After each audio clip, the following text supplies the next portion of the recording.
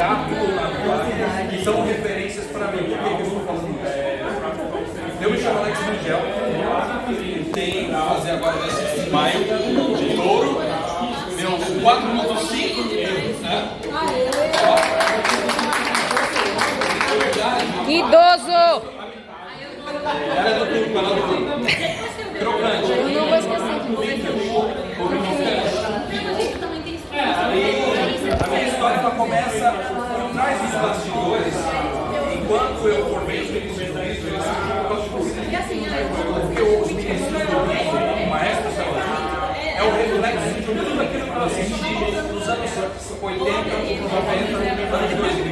Então, essas personalidades formaram o que vocês estão vendo aqui agora. E eu fui jogado para atuar, fazer novela, Maravilha Salvadora, os palhaços do mal, em 9 episódios da Maravilha Salvadora, com os meninos Jean, Nicolas, sua amiga até hoje, jogado pelo Carlinhos Aguiar. Né? Aquele fato que você disse sobre apadrinhar. Ele me apadrinhou de uma forma científica. Ele me viu caracterizado com os meninos há muito tempo. Falou, Alex, o que você está fazendo aqui nos bastidores? Eu falei, eu estou ajudando o pessoal a preparar essa elenco. Você não vai atuar? Eu falei, não. Ele falou, você vai atuar? Peraí. Virou as costas, trouxe uma produtora, a produtora falou assim, Alex, se eu tiver um texto para você atuar em 40 minutos, você topa? Eu olhei para a cara dele, o cara foi lá dentro e falou, faço. Tudo bem, já volto. Trouxe 9 episódios e falou, você requisita isso outro.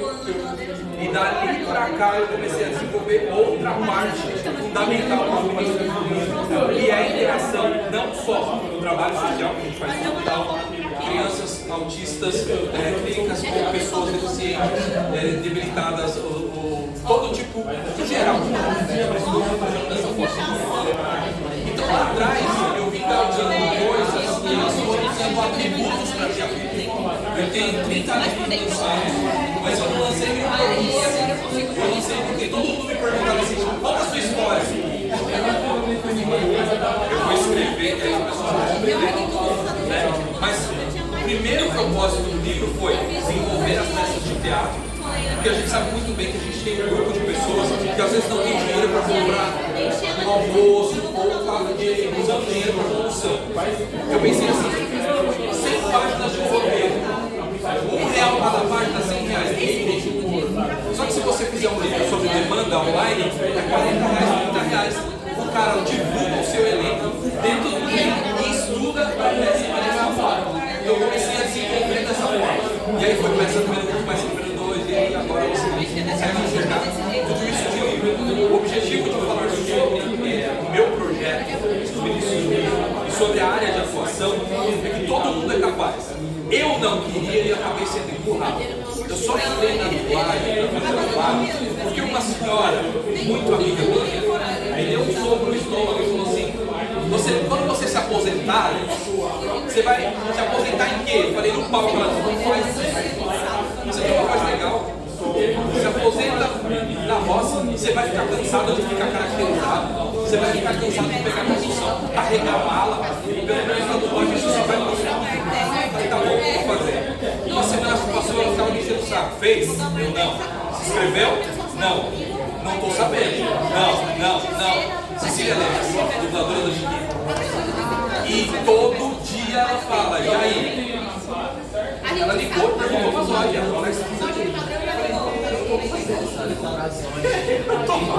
E a Zódia, quando eu fiz a gente fez uma cobertura lá, a princípio a gente só ia fazer um trabalho com um dublador. E a Zódia viu os trabalhos da gente e falou assim, não, eu vou empurrar o Fábio, o Bruno, o que mais? Eu vou empurrar você quem, a última dubladora a ser entrevistada sou eu. Falei, eu só queria entrevistar todos nós.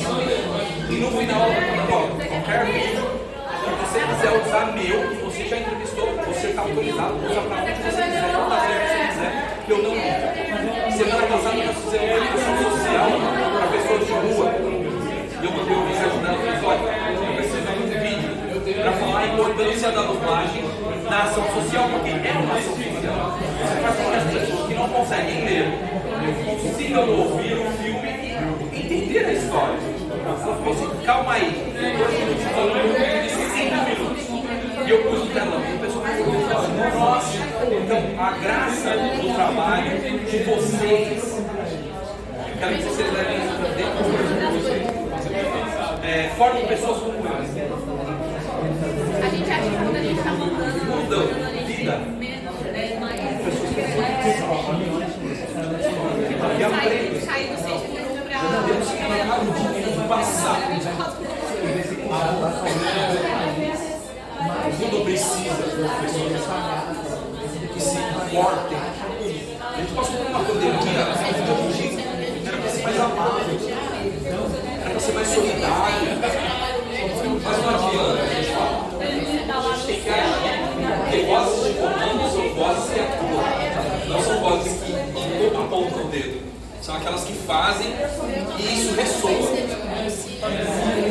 Eu fiz um mini talk show na quarta-feira, chamei o Rick Regis, chamei o desenhista da Disney, e na hora que a gente começou a fazer o trabalho, você vê o olhar das pessoas e eles falando a importância da questão social, doar-se, não é só serviço para ser legal, é se doar.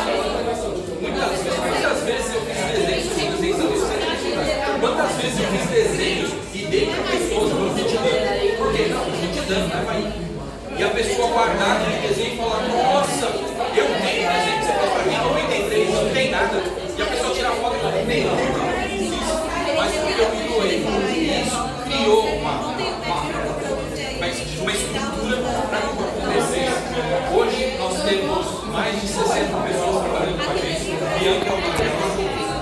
E o nosso objetivo é formar pessoas que tenham esse pensamento para poder prosperar, evoluir, fazer as coisas. Quando eu comecei a ser jogado na fogueira, em todas essas áreas, no teatro, eu perguntava para mim mesmo, você vai dividir ou você vai parar? Porque o grande foco da minha vida sempre foi fazer o meu trabalho, pessoas, a pessoa que eu sou, a minha filha que eu não posso ver. Em 1998, eu recebi a notícia que eu era papai. E eu era um roqueiro, cabelo abaixo da cintura, a pessoa toda desenhada de burro. Você olhava para mim e falava, esse cara é doido. E aí eu falei com minha filha precisou olhar para ela uma mulher diferente. Naquela época, eu mexia com arte, era o quê? É vagabundo, é hobby. Você é artista? Por que você não faz uma faculdade para chegar no final? Você não pega um trabalho assalariado e ganha mais? Você não está segurando o estabelecimento que gosta, mas não tinha o valor. Eu comecei a ser crucificado pela família dela e comecei a passar por alienação parental. Eu tentei com banda, a minha banda chegou até 89 para gravar um CD. Passamos pelo Bandarantes para MTV, só que teve um problema. Marinheiros de primeira viagem, o pessoal da banda fez um show para 500 pessoas e estava, nossa, eu tô bom. No dia da gravação do CD, quem apareceu só foi eu. Os caras estavam na balada com as meninas. Eu recebi uma multa de 4 mil reais nas costas. Eu falei, agora já era, a banda acabou. Por sorte, eu encontrei um aluno meu na época de escola, porque eu ficava dando umas aulas de desenho da própria escola, né? E ele falou, professor, está tendo um congresso aqui de arte. E eu já estava detonado, derrubado, porque todas as tentativas de trazer a minha filha para mim foram rasteiras. Eu já estava desanimado. Só que eu tinha um certo problema que eu não sabia que eu tinha. Eu não tinha disciplina profissional. Eu abraçava tudo e não terminava nada. Fazia desenho, fazia música, fazia roteiro, fazia tudo. Eu não terminava. Era um processo que chegava até a metade e depois voltava. E aí eu entrei nessa igreja, que era uma igreja, eu não sabia mais o que. E aí eu tive uma cerebral. Só que vai da forma que você começa a enxergar a sua vida. Nada contra as religiões. Eu acredito em Deus, todo mundo se acredita na sua mas eu precisava passar por isso para entender que eu precisava ser treinado na disciplina. Quando eu comecei a desenvolver essas disciplinas, um amigo meu caiu no telhado de uma garagem. Eu falei, cara, vou visitar. Rapaz, cheguei lá, eu vi uma atmosfera tão magnífica, mas tão maravilhosa, de voluntários que não eram médicos, que não eram estagiários, segurando a mão dos pacientes, abraçando o paciente. Eu falei, cara, já não teve a vida, eu quero isso pra mim, eu quero ajudar as pessoas. E a moça disse assim, vá até a hospital da sua região, faça o cadastro e tá tudo certo. Eu fui. Aí eu falei, que legal. Você tem um grupo? Tenho. Quantas pessoas? 8? Que legal. Traz as pessoas na cabeça. Vamos fazer o cadastro. Seu nome, RG, telefone. Fiquei feliz. Vou pra lá, levar minha equipe e vamos fazer um trabalho de voluntário. Quando eu estava saindo com vocês, eu falei, Alex, qual o nome do seu grupo de palhaços? Eu olhei para a dela. Palhaço.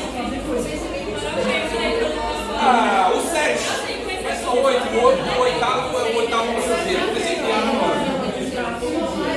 Voltei o figurino em 2 dias. Reuni a equipe. Falei, pessoal, segunda-feira você sentar. Beleza? Bora. Cheguei no evento. Minha irmã, você é maluco. Você sozinho. Falei, calma, o pessoal da cabeça tá aí. Deu 1 hora. Deu 2 horas. Nossa apresentação era 3h30. Deu 3 horas, ninguém foi pro cara que foi. Quando eu entrei no banheiro, comecei a passar a maquiagem. O médico olhou pra mim e falou, nossa, que lindo o seu trabalho. Passou na minha cabeça dele, nunca vi um trabalhando no hospital, eu tô nervoso porque era 8. E o cara acha que é lindo o meu trabalho. Eu falei, terminei de fazer a maquiagem, saí do banheiro, a médica posso te dar um abraço? Eu falei, ela tá doida. E eu tava no automático. Só que eu queria ter criado uma coisa, eu queria ter criado uma performance. Só que eu tava nervoso. Entrei com a psicóloga no elevador e a psicóloga e ela, tudo que ela falava eu falava comigo. Passou a porta do elevador, ela abriu. Aonde estava o tinha um menininho de braço quebrado embaixo, cabeça baixa. Eu fiz assim, ó. Mãe, palhaço. E abriu o sorriso. Ali eu falei, cara, eu tô aqui por ele. Bora.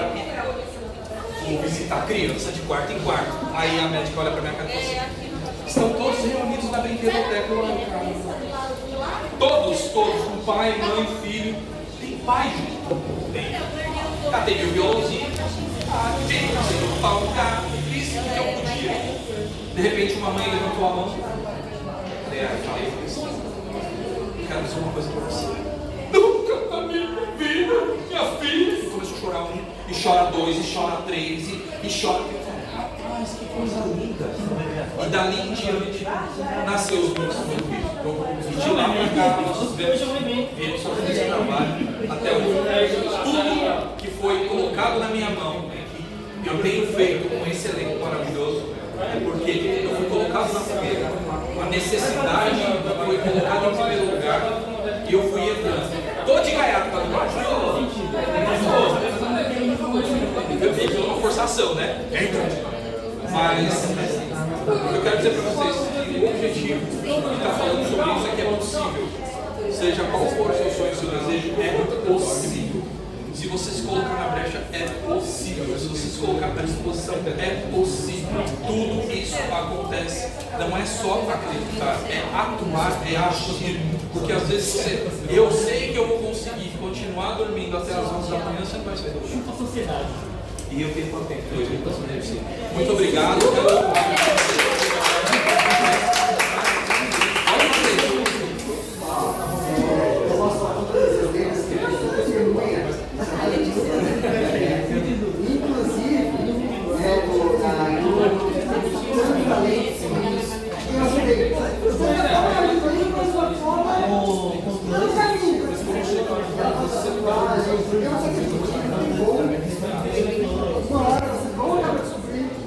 Uma mulher é o mesmo que pareça. Fui eu que dei muita ajuda, apoiei. E eles falam, hoje, apoiando a pessoa a entrar no tempo, a a evoluir. Eu estou procurando fazer isso. Entrei no grupo desde 2019, com vocês meninos. E alguns anos atrás, eu entrevistei o André. Ninguém não enche nesse Alex. Não confunde, Alex. Não fala mais com você. Eu acho que também nós seguimos. Eu entrevistei o Alex. Impactante. Muito emocionante.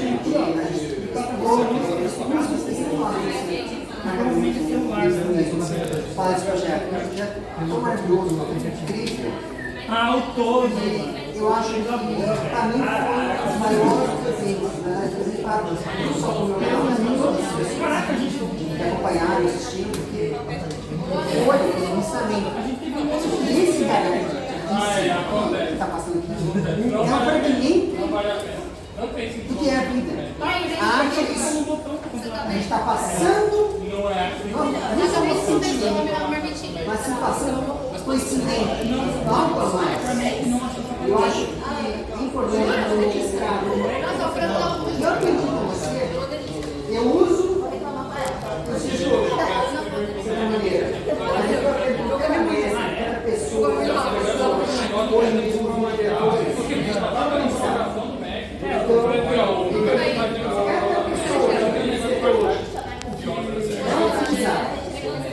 Eu largo isso e compartilho. Eu conheço. Não guarda o que você tem. Compartilha. Porque isso é fundamental.